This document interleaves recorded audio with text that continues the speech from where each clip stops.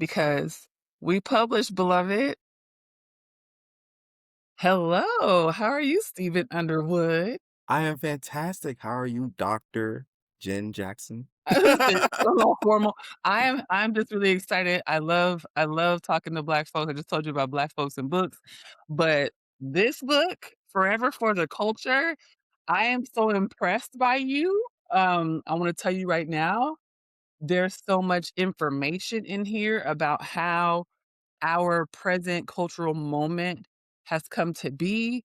You Mhm, provide a genealogy. You move us from early YouTube days and Patty LaHelle mhm. into our current, it's everything is there. And so I just am excited to have you here to talk about this important, what I feel like is an archival work, that is really Thank tracking you. this moment for us that people are saying is a lot of people are saying is not that important because they don't care Mhm. about Black culture.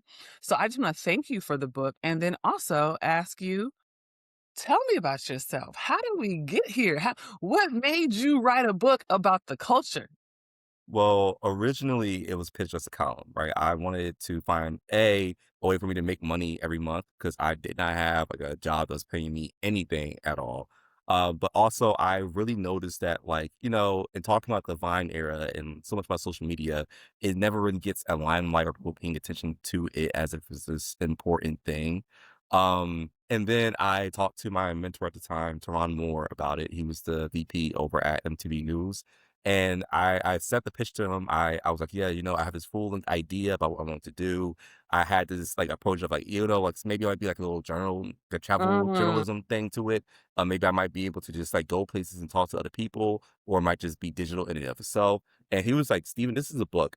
mm, So, "What you're trying to sell me is a book," and, like, he's like, "I think you should write a book." At the time, I was like, I don't think I'm ready yet, just yet. I'm, like, real early in my career, and plus I was working on my fiction work at the time, and I was like, the first book I would imagine that I would put out is something in fiction. And he was like, mm, honestly, Steven, like you are fully ready to put out a book. You're ready to do all of this. I think you have a book on your hands and you should go forward with it. mm, And so I started the process of putting together a book proposal. I didn't really have the book itself all the way together. But I was just starting to like write out essays overall about different things that I was feeling about Black art, Black digital art, like the culture and everything. And then I kind of put it in the back burner and left it just as a little template in my Google Docs. And then I went to my MFA program and we worked on it a little bit more. We basically like had a whole classroom of people going like, yeah, this is ready. But I was like, no, it's not. There was something to it. Like I had a whole chronological approach to it. You got a little bit of every single chapter in there. And eventually the Summer of Freedom happened. And I was mm, in Columbus, Ohio, during one of the more pivotal protests. And I was on the ground, like, just feeling angry overall. Like, there's an interview of me during that time out in Columbus of, like, me talking about, like, how upset I was. The National Guard came out and were training guns down at us as protesters. And that's when I went home afterwards and I wrote the final thing that was going to a proposal, which mm, was, like, the fact that I have always suspected that the whole DEI era, everyone posting their black squares, all of that would come to an end. mm, And there would be a moment where we can look back at everything that we were doing and understand it in the past tense rather than like the future tense of, and then we all sung Kumbaya. The civil rights movement ended officially during the Summer of Freedom or prior yeah. to that. And we got our DAI checks every Black History Month. And, Mhm, Target is the mhm. the epicenter of wokeness, things like that was happening, and so I was like, "I don't believe it, I never believed it." And then, like, we finally had evidence of that where I can say this is definitively, like, the end of the Black Lives Matter, Mm, era. This is a moment where I can say that, like, we're no longer looking at a generation that is optimistic about, like, where mm, Blackness can be in the future. We're now looking at, like, the aftermath of basically, like, how the undercurrent really was, like, this retaliation at us for, like, a whole almost a decade and a half long span of pride. mm. Gosh, okay. I did not know that's how this came to be. I'm like, "Jesus." I wish But I I had, like, a lot figure more optimistic of an answer for it. It's like, no. no, actually, like, it comes from a deep sense of nihilism. Yeah, So yeah. I just don't trust a lot of things to be as cut and dry as it appears. And my history with a lot of different like black thinkers of the time and seeing like the behind the scenes conversations of like being with them as they were negotiating checks or they were having conversations about like who wanted who to be where. Like even I remember during like before COVID really took off, there was that panel that was supposed to happen with Twitter, where the Black Twitter's elite basically were going to go in with Jack Dorsey. They Mhm, would sit down and they were going to have mhm, conversations, and like that was seen as like a golden high point for everyone.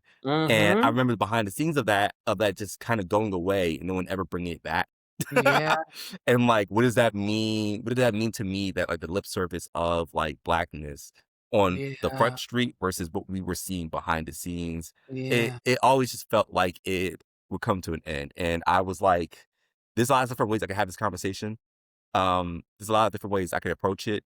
But I was like, I'm gonna do this genre bending Mm, navigation through it. Like, it's like one part of it was like that's gonna be archival and it was gonna be academic, and then I was like, but a lot of this isn't serious. Some of this yeah, is unserious and yes, funny, and yes, some of it is deeply like heartbreaking in a way yeah, that I don't like a lot of people want to talk about online culture. And so like yeah, alongside the anger and like the overall nihilism, I really wanted to approach the story with a very different angle. And so that's also why I took so long to work on it because I'm like, I want to be able to approach everything I'm talking about with the very nature that of what makes the internet, what makes the digital yeah. culture so engageable and so much fun, but also so important to us as Black people. I love that, and as you're explaining it, it does make more sense to me as a reader because Hmm. you're right, there are absolutely some stuff that you talk about in the book, especially when you talk about, like, those messy people online who are, like, Hmm. trolls, but it's like a part of their brand, you know what I'm saying? Yeah. And there's a part of that that is like, "Ha ha, he he," but then you also couch that conversation in, the fact that so many people are housing insecure and Hmm. financially uncertain, and so that "ha ha, he" online could have also been a way for them to feed themselves, right? That was Yeah. also so I do appreciate that context because I think the nihilism actually is very justified, right? Like Yeah. you're writing this in a moment where the safety nets were literally being pulled away and there Hmm. wasn't any certainty of what if even if we were going to be able to be on the internet in the same way, Yeah. you know? So I There was a lot of appreciate that. that. Yeah. Yeah. So, I mean, I wanna hear from you about this when you said it took me so long to write it. So give me the timeline, like, Hmm. of that conversation of, like, I have this idea, and then you move to proposal, and then you move to writing. What did that whole timeline look like? So I started the drafting stage for this 2019. Mm, So, like, there's, like, a very clean gap between, like, when I graduated from undergrad in 2018, and I went through the processes of, like, trying to not go back into academia. It was like, I didn't wanna be one of those people who, like, I went straight from undergrad straight into grad school.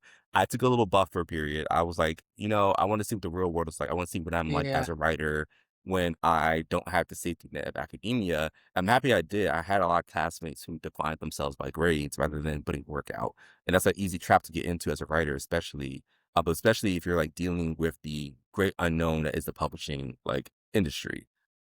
But I'm Black. I knew my experience to be fundamentally different. I'm like, I wanted to ask very serious questions, but also I was online. And so I saw up close like what writers were putting work out, what type of things they were dealing with, like how subjective the market kind of is. And so I started in 2019. I was just drafting essays because essays is something I'm really familiar with. My first ever published piece was an essay that I did for this thing called Banana Street called "I Should mm, Have Talked Black." And the essay doesn't exist anymore because the journal was digital. It's not in print anymore. mhm, But like my first approach ever being that like people like the sound of my essays, I sat down and just started drafting things. Like sometimes it would just be a scene here or like a little part there or like me going into a big research deep dive into like how musicians online are able to navigate being independent a lot more like a lot easier than they used to yeah, once upon a time. And even trying to stitch it back to other things that I know because I come from a family of artists. My mom's a mm. rapper back in the 80s.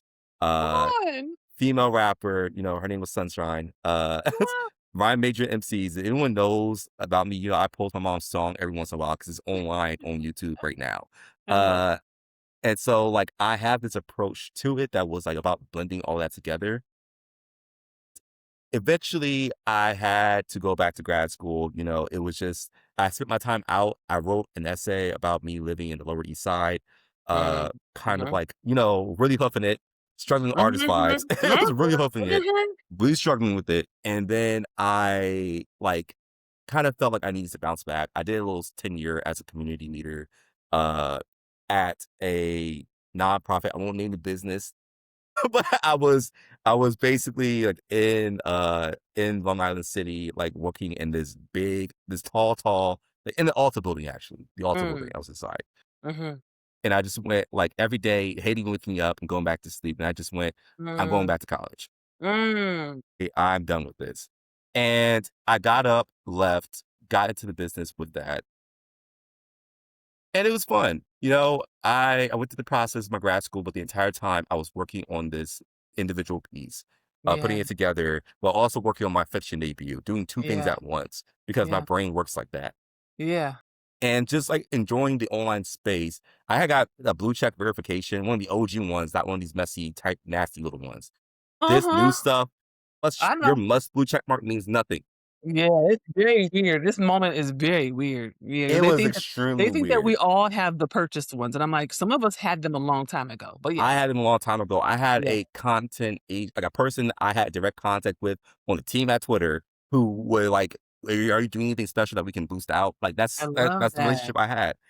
Um, and it was enjoyable for what it was. I think I got the experience of being a digital writer before it really lost its meaning and like people stopped being able to profit or maneuver like that. You know, publications Yeah, start closing down. Uh, your platform slowly became more toxic than it was like profitable.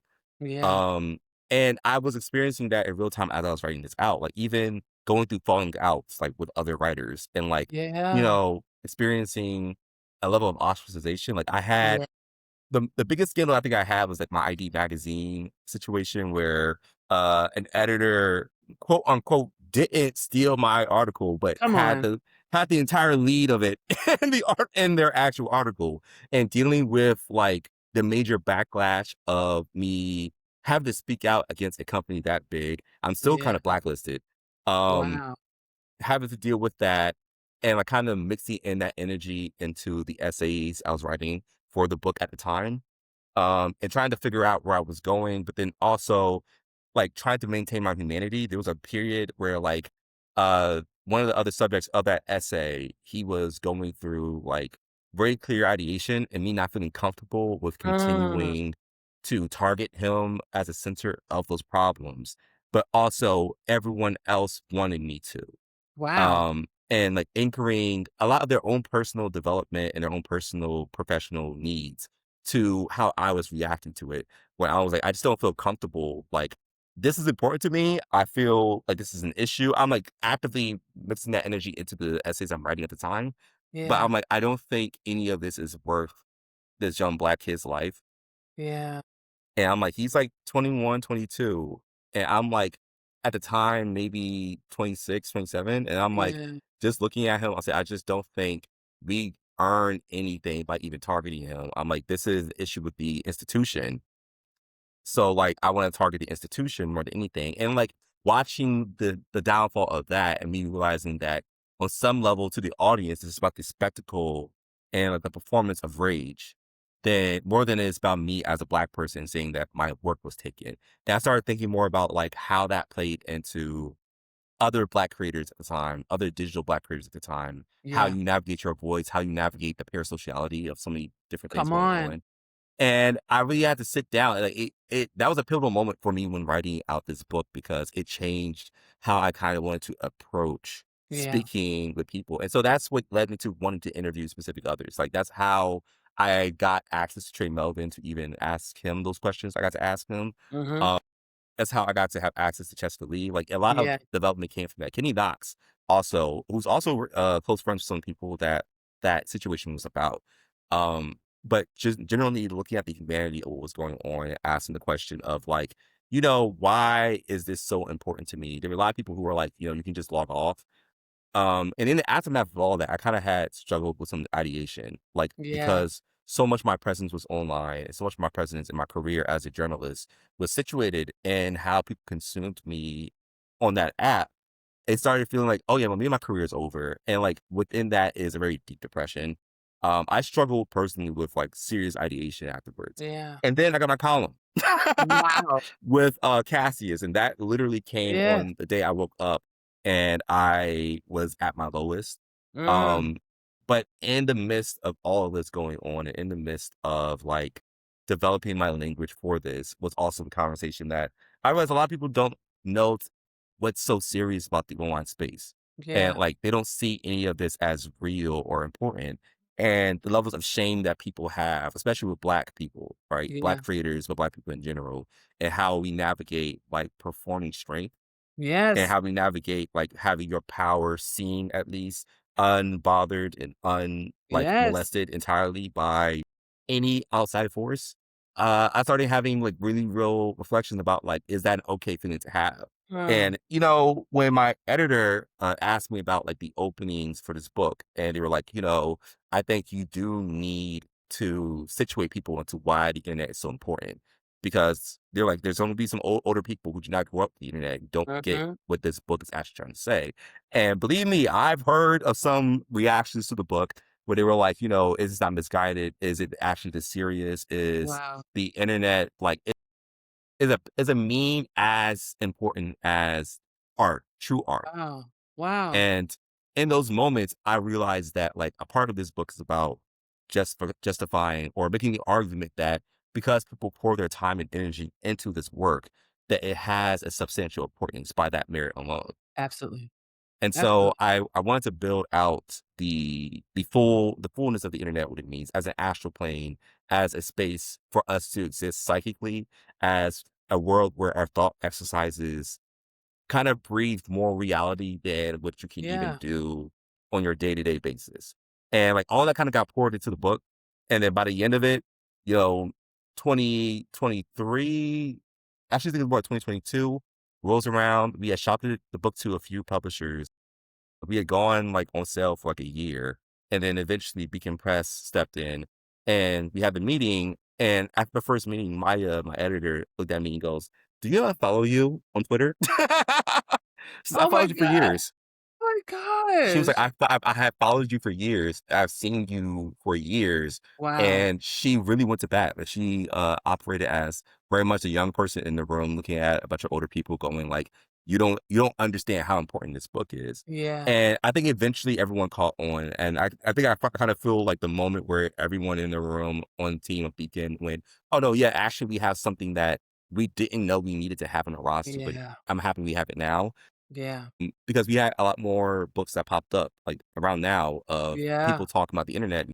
Taylor Lorenz, Perpetually Online, Yeah. uh, that came out, and sorry, not Perpetually Online, Extremely Online. Extremely I'm alive. gonna Yeah. get her book's name right. Yeah. Yeah. Yeah. Yeah. But she had that book out, and in there, she does have, like, one chapter situated on Blackness, but Yeah. you can tell that there is a bit of, like, I don't feel comfortable with the depth I'm She going don't know. into with Yeah. it, and there's Yeah. a perspective that she is impossible for her to have, that was Yeah. always a part of the conversation for us as digital writers and culture Yeah. writers. Mm. But then there's other books like Hanif Abdul-Rakib's A Little Devil in America, on Black performance art, and his essays reflecting the African American performance culture. And even recently there's a book, the race book by Toshi Onyebuchi. Mhm. Um, and that also deals in the online space for Black creators. And I think that me navigating this book was me navigating what I already knew to be true, Yeah. which was that this is important because Black people are doing it. And Yeah. this is important because we pour our energy. Like for some of us, it's like if you're awake for 18 hours a day, you pour at least 9 of those into Mhm. being online and Mhm. it's some capacity. And so is it not important to also look at those things and say, you're going to want to remember this? And this Right. says a lot about where we are as a culture. And where we are as a culture right now is deeply steeped in revolution. Yes. I mean, okay, listen, oh my god, you said so many things in there, I'm trying to make sure I catch all of them. I wanna pull a couple threads on this, right? I think, you know, um, gosh, one of the things that you say in your book a few times is you talk about you call yourself sensitive, right? Like you say, "I'm too sensitive for that." Like, Yeah. I'm not finna do that. And you talk about your childhood and how you moved through your queer identity, your maleness, and kind of what was allowed of you. And then you move right into that conversation on how that shows up on social media. And I think that's kind of for me why this book was so important because it is hard to explain to people why social media matters. Meanwhile, so many of us got our book deals because of what we built on social media, right? In Yeah. a lot of instances, Vine was some of the first spaces where, you know, creators, dancers, artists were able to Mhm. put their work and have these major production houses notice it, right? And Yeah. so I do appreciate that about your book because especially when you talk about Cheska Lee and like her elevation from I'm making these videos and his hair videos, and I don't know if anybody sees them. And oh, I Yeah. went viral. Now I've got MTV, decoded. Right? It's like Yeah. this whole thing around it not being important is so strange to me when literally so much of our culture, right, in real life, in the real world, comes directly from, what's online. I always think about that bling bling moment, and how we started talking about how memes, were starting to translate into real life and how we know when Yeah. something is dead is when the white people in real life find it, you know? Yeah. So It I think was like the Forever 21 of it all. Like whenever you see a yes, Forever 21 T-shirt with yes, that verbal tick in there, it's always yes. the sign that this is over and it's done with. It's Like over, right, we and we can't do nothing else. I appreciate your honesty about this in the book because you also are okay with saying, "Y'all messy," right? Some of Mhm. y'all nasty, some of y'all mean, right? And I guess I wanna know in terms of your journey, you keep talking about your editor, did you also do this entire process with an agent? Like, how were you able to get agents and editors to really recognize something that is so fraught because so many people don't think it matters? So I am in an extremely privileged position, right? I talked about this with other authors. I talked about with Ryan Douglas about my agent experience and like how Yeah. much my experience differs from so many other Black authors. In that, like me or Eric, we're like this, right? Eric Yeah. Smith, formerly of Oh, PS yeah. Literary, Neighborhood, yeah. currently of Neighborhood. He, me and him were mutuals first on Twitter. Mm, And so he's gotten like a full undiluted me, right? Just upfront and personal. He's like, oh yeah, Steven is gonna be like this. Steven likes American Dad memes. Steven is like his questions, even when we have our intake, was like based in like, hey, I know these things about you. yeah, Do you want me to prioritize like a black editor? Do you want me to yeah, prioritize a black team? With that, these are things I know and I assume about you because I know you. yeah. And I came into our first meeting like playing it cool, but he had also helped me with the book proposal. So Mm, my book proposal I put together was based off of his template, and I never let him know, like, "Actually, I'm preparing this for you. Like, you're the first in oh, my list of agents I want to speak to yeah, because you understand me and because you see the things that I'm, like, talking about, and you won't have to be explained why it's so important, because if you yeah. followed me for so long, and yes, he's engaged with me actively, he will know that Steven that these things that Steven is talking about is a thing that has always been important." Mm, Um and that was back when I had my Twitter account, and that was back when I had even still started being kind of disillusioned by the fact that I had it, but I also saw the worth in having it. mm, And so me sitting down with him, we had a very shared language, and my family's also from Philly. My friend last night, I was doing an episode of my show, Brain Forever on the Spill app, mm. and we were talking about like, he said, I read your book cover to cover. I still don't know where you're from. And because he was like, I read it cover to cover. He's read it, reviewed it, and everything. He's like, I don't know where you're from because you talk about growing up substantially in so many different And places yeah, that that's the fact true. that he said, I feel your pride in where you come from that I don't know like how to define where you grew That's up. true. And I'm like, all of it is so important to me. Me being from New Jersey, me being from Philly, me being from like Ohio, Ohio, yeah. all those things kind of kind of boil down to how I act. I'm like, "You can't even hear my accent doesn't have a specific region to it." I just Uh, I assumed it was Columbus. The way you talked about Columbus, I was like, "Oh, he's from Columbus." Folk from the 614 don't talk like this. Oh, They don't talk like this. It was so funny watching Queen and Slim because Daniel Kaluuya and the way that he talks and transforms his accent, he definitely gets the Ohio accent yeah, down. But it's in the cadence of how he's talking about it. I'm like, no one else but people from Columbus will feel like they know what he's talking like. yeah, It's hilarious. But Eric was like 100% able to understand what I was going through with this yeah, book, and he brought it to the table like whenever he was shopping around to editors. yeah, It was I wouldn't say it was a very easy thing to sell because I think a lot of people did not understand the vitality of something like this.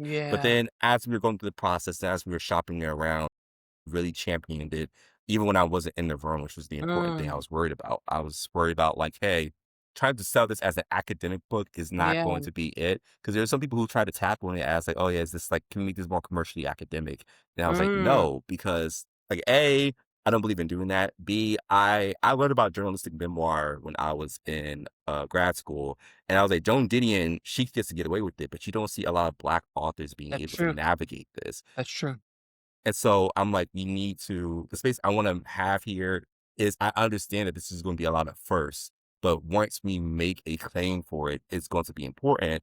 And Yeah, plus, I'm like, I already know that I was like, Twitter's dying. I can feel it coming. And so I'm like, as these things start shaking up, and it did over the course of us selling this book and drafting it, Twitter started shutting down and apps started going away. And we have had what, two TikTok shutdowns? And so it was as each of those moments were happening, Beacon themselves started putting more and more support. They're like, okay, no, what Steven is talking about here is important. We see it now. And so working with Eric and working with my agent, it was all about believing the fact that he had the foresight as well that like, no, yeah, trust in what Steven is saying in this book right here. yeah. Um, One of the proudest moments of, like, us working together because we also worked together for, The Lion and Molly and selling that to Fable and Friends and some other projects we have coming up is that, he'll go back over everything I have done for a final copy. But when we finished, Forever for the Culture, he was like, "Actually," says, "Steven, I read your nonfiction before. I don't have to look at this. We can ship this over to the editor so you Wow, guys have a more direct relationship with that." Because he was like, "I fully trust in what you have to say based off of what we've worked together on the, uh, the drafts for the proposal itself before we shopped it around." wow. And so that relationship was really important. It changed my language about how I approach everything fundamentally. I'm like, I deeply believe in the process of like not just falling in love with the project, but especially feeling like your agent and your representation believes it has Yes, faith in your voice and autonomy as an artist. yes, I'm also really big on like, hey, I don't get everything perfect the right time, the yeah, first time, every time too. Some things like you can make an argument too. It's just all about how the argument is introduced. yeah. And I think Eric has always had a big sensitivity with that to the point that like, I also, again, I was raised by a Philly woman. I was raised by a woman who ran up and down through Philly. And so I'm like, my with natural reactions to certain things is like outrage or like, Yeah, I don't like that. And I don't need to explain why I don't like that as much. If I just don't feel comfortable with it, I just don't want to do it. yeah, And just pass that over to Eric and Eric being able to filter out like my overall complaints and also him being really big on representation and really being a really big supporter came in even the book cover. mhm, mhm. It was a I I got 3 book covers as I think a lot of authors do. I Yeah, had a lot more agency over the book cover. I know a lot of people think that, you might not have this, but yeah, again, it really depends on your publisher. And I kind of fought for the cover we got because mm, the one that we were introduced, the marketing side of my brain, because I've worked in marketing now for almost like 4, 5 years, um, was like, I see exactly what they're doing here. And it's like, this is mhm, based off of trends that they're seeing, mhm, and mhm, this is based off of what they expect a book like this to look like. But mhm. I'm like, looking at this cover and look at this other thing you introduced, the purple, the Yeah. greens, the flowers, have the expressionism of it. I said, actually, I'm over that here book is looking at it now. more I'm like over here studying it now. I'm like, "Wait a minute." if you look at it, it's like that Yeah, books is more applicable to what I'm trying to approach in yeah, the story to begin with. And so I really push for like, hey, I know which cover you guys want me to choose, yeah, and I've made notes about what they could do to make the one they sent me work.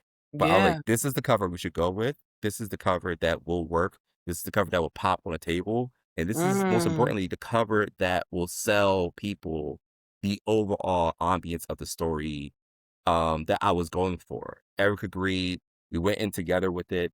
At first we got to know. At first we got to know. And it was like, Yeah. we have a budget constraint. We can't go back and make any changes to things that we Uh, have. We should just go forward with the idea that we had on the table. yeah. And then, a month later, they came back and said, "Action changed our mind. You're right. Love it. Love it. Like, we Love heard it. your argument and you were right." And actually, like, when the book was in my hands and I looked at it and seeing other people pick the book up for the first time too, each and every one of them were going like, "Actually, I've seen this design before. I know that, like, what this book is because I've seen Yeah. it before." Like, Yes. it's not hit if it doesn't hit through the first time, it haunts them throughout the process of, like, Yes. no other book looks like this. Yes. No other story looks like this, and it prepares you for, like, a lot of conversations that I'm trying to have in the story, and Yeah. I owe all of that to having an agent stand by Mm. me when it's so easy, I think, for a lot of different agents and representatives to try to stand by their relationships with the editors, Yeah. because most often than not, that's what sells the book, with their relationships. That's right. That's But right. having an editor or an agent more willing to bank on the authors themselves is exactly the type of thing that Eric really motivates himself and what he's Mm. done with Neighborhood Literary. I love that. I love that. I love that. And I love hearing your journey and to know that you were supported in that way. I just feel like I try to tell people all the time, please pick an agent and an editorial team who really champions your work because Yeah.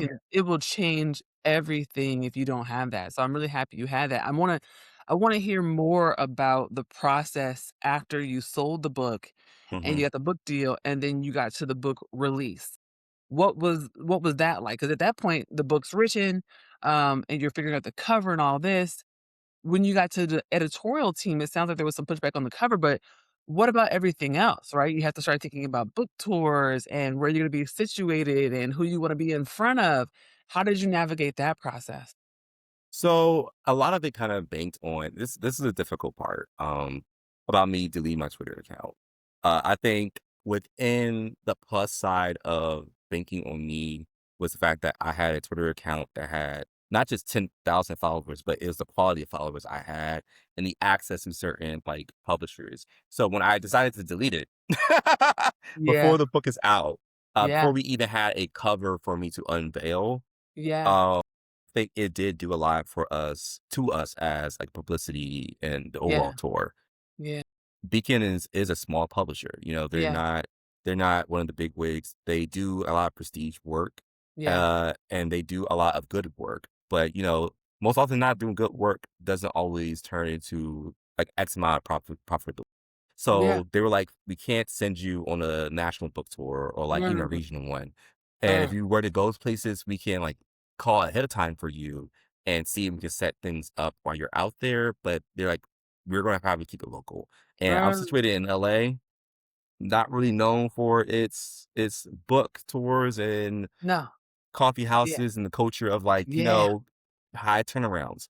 yeah. Uh, and so that all came together into its own issue. Mm, And then we also are dealing with the fact that I don't have a lot of tennis publicity.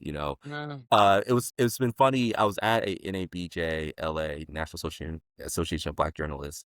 And at an event, like, I was speaking to someone and they forgot that they were like, other people who know of me from Twitter were talking yeah, to me and they were talking about my journalism career. And like someone who was older, like not a part of that space, was like, "See me, you're a journalist."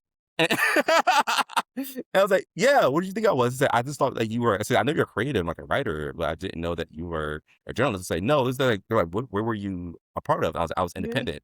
And the yeah, other behind the scene thing is that it's because I couldn't get a traditional journalism job. yeah, They didn't want to hire us. And a lot of my other fellow digital black journalists, like they have the same story. None of us could get yeah. hired. And so those connections, when I lost my Twitter account, went Mm, away. And so I couldn't rely on that anymore. Like it mm. when I explained to people the type of things that I lost access to, they're like, it wasn't that bad. I was like, I was like, Barry Jenkins used to respond to my DMs. It's like it's Yeah, it's like yeah, I had a nice little situation there that was right for publicity. Editors who would DM yeah, me. I had old conversations lines and streams. yeah, All these things were lost. yeah. And so I had to kind of get innovative in my Yeah. approach. That was a challenge to myself also when I decided to get rid of it was that, Mhm. maybe like this book's about celebrating online culture, but it also is kind of like a requiem of what Mhm. used to be. And so I'm like, I need to start living as a writer in real Yeah. life just as much as Yeah. I am online. And so Yeah. I started thinking about different innovative things I could do. I started looking at the new media approaches. I started hitting up different apps and different publications. Some have been very disappointing. Mhm. Some have been very disappointing. You realize how much of the industry is very not only quid pro quo, but is Yes. very much emulating of the mainstream and fixated on who has the most leaning and ties Yes. to the mainstream. Um, so like that doesn't always turn out what you might hope in terms of publicity. Yeah. But then also other things started happening about like, I had an excerpt get pulled last minute because it was the Lil Nas X excerpt in the book. Oh, It was going to be an child. excerpt. It was gonna be my censor excerpt, and it was really topical. But then Nicki Minaj lost her damn mind, and so and so I've lost the ability to even put that out. And so it's been Wow. publicity for the book has been very difficult, and I've talked to some other authors about it. I'm like, there's been even like Black and queer listings that like have nonfiction on there that I'm like, I'm not being mentioned in this, or like I've been a part of the Discord crowds of people putting together groups for debut authors and books being released Mhm. in 2026, 2025, and completely have been bypassing them. Right? Mhm. Those spaces don't really feel like they're as pivotally about censoring Black stories, even if they have a BIPOC hashtag in there? That's right. Um, and so, like, I'm kinda dealing with that and dealing with, like, this overall feeling of, like, maybe this book is just going to be stepped on until something else comes along, right? Mm. And that's fine. I think that, you know, I never really admired or desired to be a part of the New York Times bestseller list. I never really wanted to be in any bestseller list. I was actually Any surprised I was doing so well on Amazon because I was like, I never posted the Amazon link. I intentionally didn't post the Amazon link. I was Yeah, we don't shocked. do that over here. We don't sell no I Amazon. never Yeah. posted the Amazon link. I could say I'm not Jeff Bezos. I know we share a birthday, but that's all we were Yeah. sharing. And yet I was doing well on Amazon. I was like, I can't hate it because for some people it's the most convenient way they Yeah. have to access stories and books. Yeah. So I'm like, as much as I would have preferred to like, be more prevalent in bookstores, it's okay not to be. Yeah. But I really connected with a lot of situations and institutions that work for us and focus on us. Like reparations stuff has been so supportive. Yes. I'm happy that that was my book release event. I'm happy that I got to collaborate with them, but I'm also happy with the Spill app. The moment I hit up the Spill app, they were all the more willing to do whatever it took to help me out. Even me continuing to do like, my once a week so far, like show with them has been a labor of love. I know that their team is staying up past the time that they need to be staying up to help me out. And so like I had to get really innovative. I had to find new strategies and new techniques that wasn't just Yeah. make a trailer to throw on TikTok or like make a social media post, which is what they recommend for everyone else to do, but having Yeah. to send out emails and ask questions Yeah. and ask to be on panels and get more speaking engagements and Yes. appearing wherever I can and like having hard conversations and being open to more criticism and like making conversations beyond just the moment that I wrote a book, Yeah. making it into an overall understanding that like this is not like a thing I'm arguing. This is a thing Yeah. that exists. Yeah. And I've got a lot of support that I'm certainly blessed to have. And I think that's like the major takeaway I can offer to any other Black author because I think this is a very difficult state and period of time leading up to the release is trying to figure out how to do publicity. How do you argue your book is so important? Noticing that, hey, I'm not getting as much light or eyes onto this thing, but what Yeah. can I personally do better that is able to caveat that? Or like, hey, I'm actually doing enough. And, maybe it's just taking a second to get to the audience it needs to get to, Yeah. you know? Yeah. No, I hear you. I think because your book just came out, right? And so, Mhm. when this airs, it'll be a few weeks from that, but Yeah. literally, you are just weeks from your book debut in January 2026. And so Mhm. I've seen, the events pop up. I love your headshot that you have where you're kinda looking off to the side. It's so funny to me because 'cause I'm like I'm always like, in my I in my gotta take a new pages one too. That's the funny thing about that. That one is like that was at the very birth of the idea of this book. I was in New York City with my friend's photographer, Keon Vines. He's Yeah, stationed out there in New Jersey. And he yeah, was just like, Steve, you want to go to New York to take some photos? And I was Oh, like, yeah, sure. Cause we had taken photos before. And he was like, you're usually really easy to take photos of. yeah, And so we were just like walking around New York City modeling. One of them was taken in the Manhattan Library. yeah, yeah, And, we were walking around before they fully started banning cameras. yeah. And like that snapshot was just too iconic for me to want to get rid of I it. I feel love like it. it just it's a good one. It's a really Right. good one. So I keep using it. But Yes. I'm like, I'm not my beard is not that short anymore. Yeah, and you look like a baby too, you look like a baby, and every time I've seen you, you've been, like, laughing, you have a very distinctive laugh, and you're Thank always, you. like, very smiley, and so I saw that picture and I said, "Who is this? This is not They who have to this say black guy?" men, especially men who think radically and revolutionary, never like to smile in photos. It's like something Mm, that I don't know. child. Another of my friends is based in Philly. He was like everyone thought that he was more like this. And like I think of him, I think about him like as a Malcolm X type. I'm like, no, he's goofy and Yeah. laughable.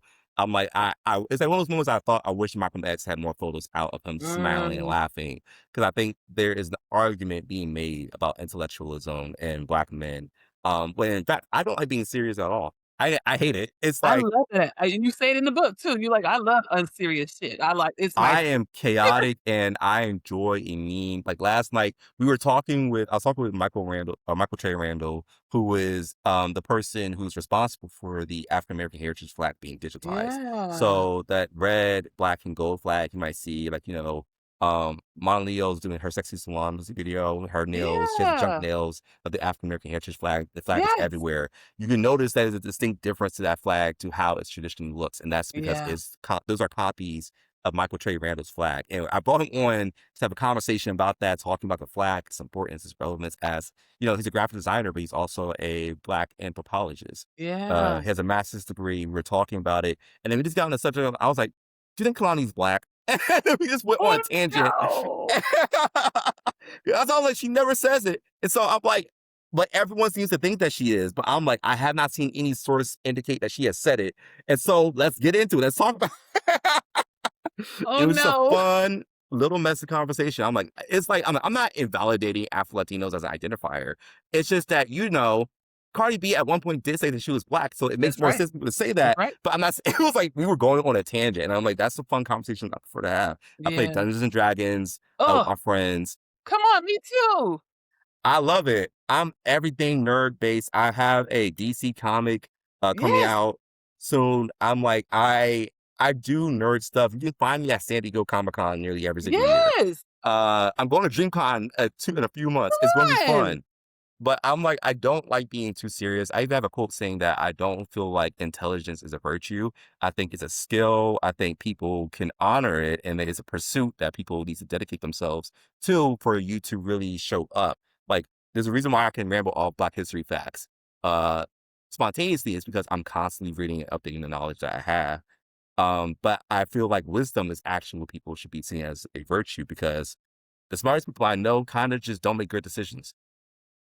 Intelligence is often rooted in service to other people. Typically, the Right. people in service to aren't always good or willing to use that knowledge for good purposes. Yes. Wisdom is sometimes the hesitation to share information.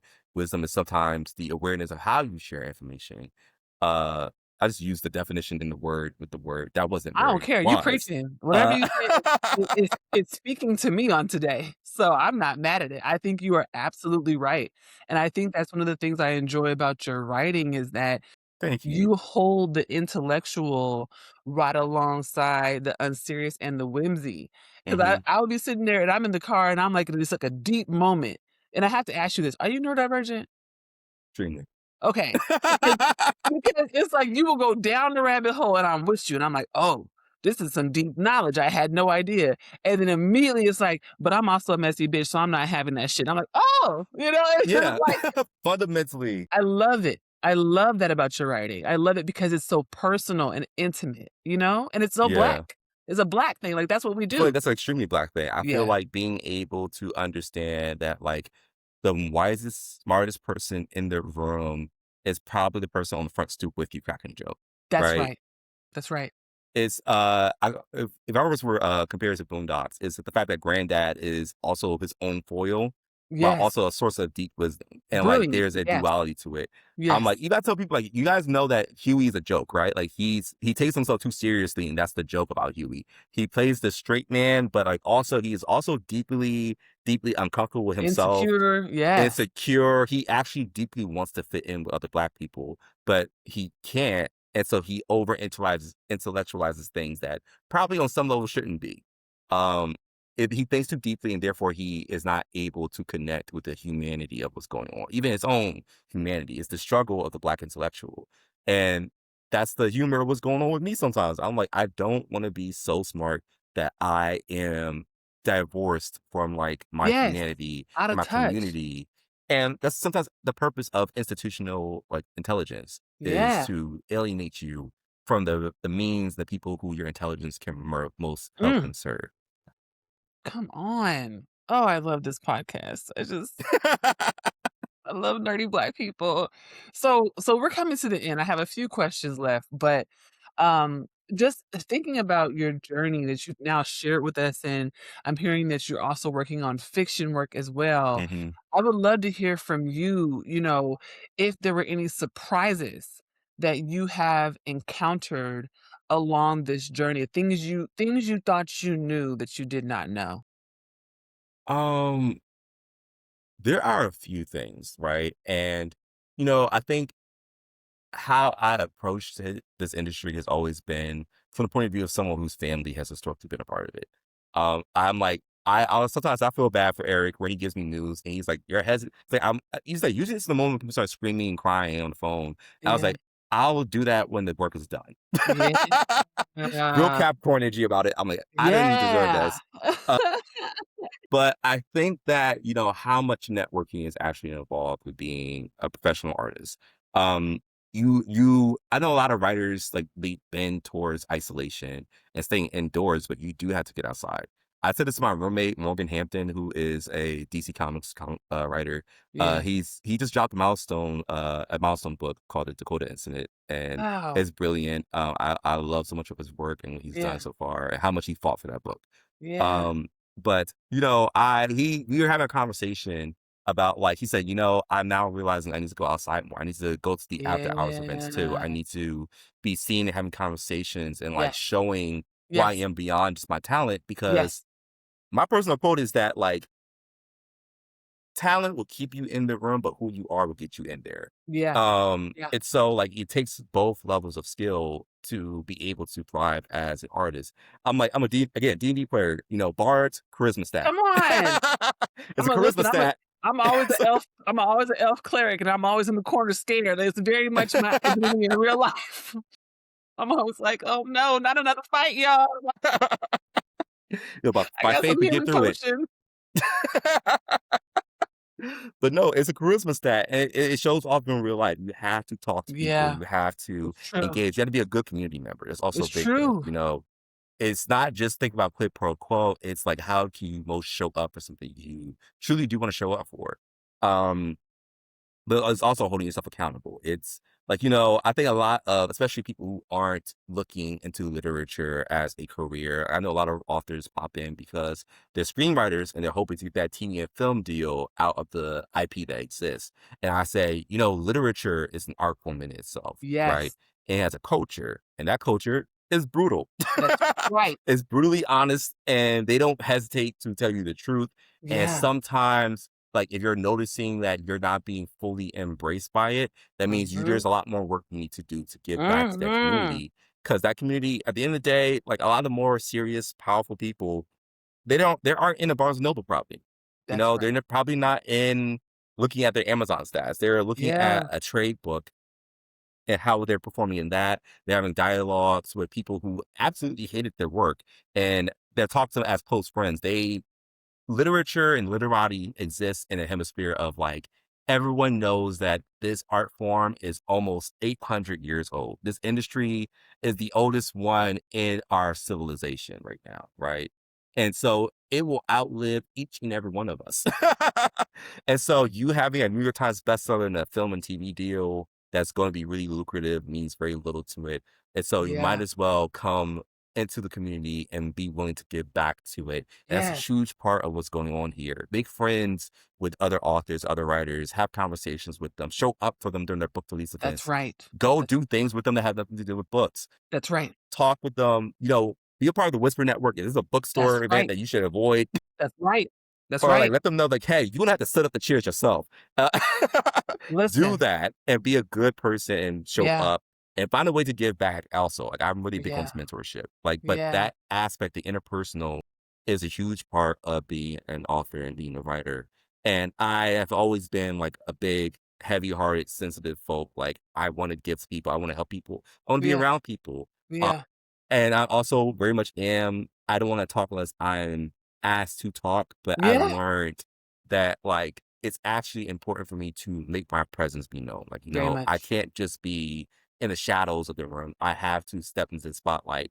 And that's been a part of, like, just not just my journey as an author and writer, but also crossing my 30s and entering into the person I am and realizing one day I woke up and just went, I'm not a kid anymore. That's right.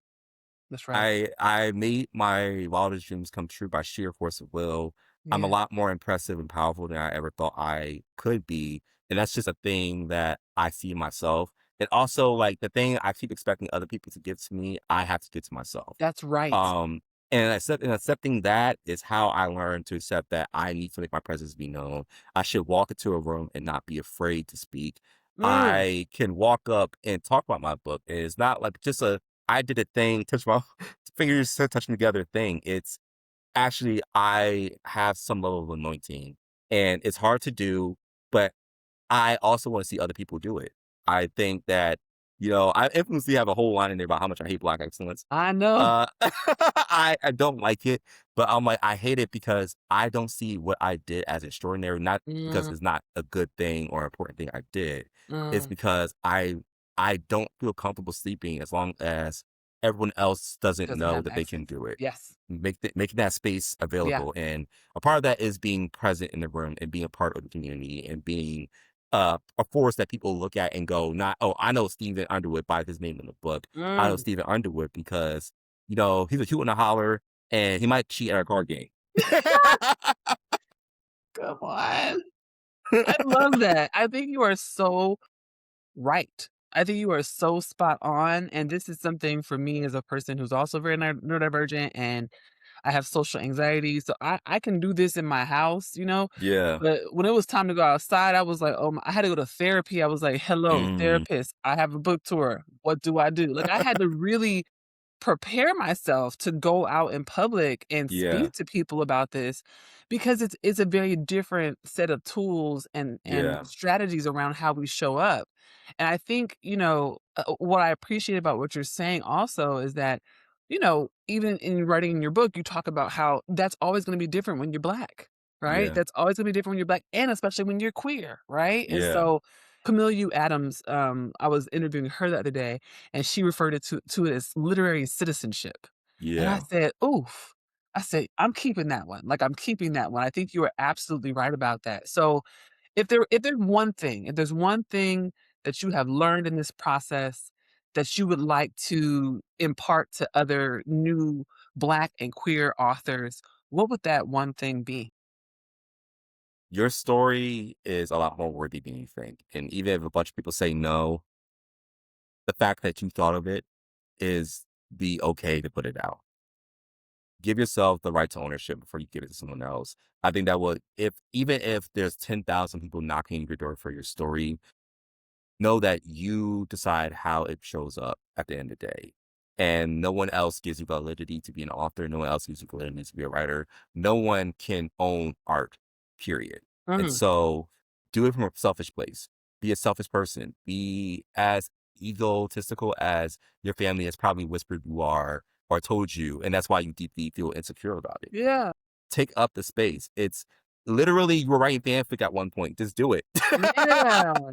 No Yeah. one can give you permission to be an artist, not even Stephen Underwood. So Yeah. do whatever you want. Even if someone you respect says bad things about it, you still own it. It's yours. Oh my gosh. Are you do you preach? No? Is that not Listen, I was raised Jehovah's Witness. I'm not allowed to. But no, no, it's just I have feelings about things a lot, Yeah. and I feel opinionated about a lot of things. Yeah, and we love it. We love So you I might as for it. well be a preacher, who knows? Listen, because 'cause you're preaching I'm just saying you're preaching on today, and, as we're wrapping up, I do wanna know, what's coming next? Where can people find you? What should we be looking out for? What's on the agenda? So stay on the lookout for, I'm not gonna announce the DC stuff just yet. So, but keep on the your feelers out for that. Okay. But we do have a story that is based on the Epic of Sundiata dropping Yeah. soon with Phalo and Friends, imprint of Macmillan. Yes. So a YA fantasy retelling of the Epic of Sundiata. If you don't know who he is, he's the great grandfather of Mansa Musa, Yeah. and his is the story of the founding of the Empire of Mali. It has magic. It has disability as a centerpiece to the story and Mhm. navigating it, but also father-son relationships, trauma, and, like, being situated as an outsider within a culture that tells you you're important. Mm. So, like, I did a lot of copious research. I think writing Sundiata was more challenging for me than writing for the Culture because of how much I wanted to sticks true to the spirit of the griot. And Yeah. I'm really excited for people to be able to get their hands on it. The date for that publication is coming soon, along with a cover Come drop. on! So keep your eyes peeled on that if you like YA fantasies. But yeah, that's the next big project. I love that. So I love this book. I'm excited that it's out there, and I want you to know, when I go to the black bookstores, it's there. So I've seen this in the stores, like, it's there. So I know you're on the whole other coast, you're back in my home state, but over here on this coast, this book is in our stores, and so we love this book over here, and I'm grateful for you, and I have to end by saying, "We published, beloved, you did it. I'm proud of you. Congratulations."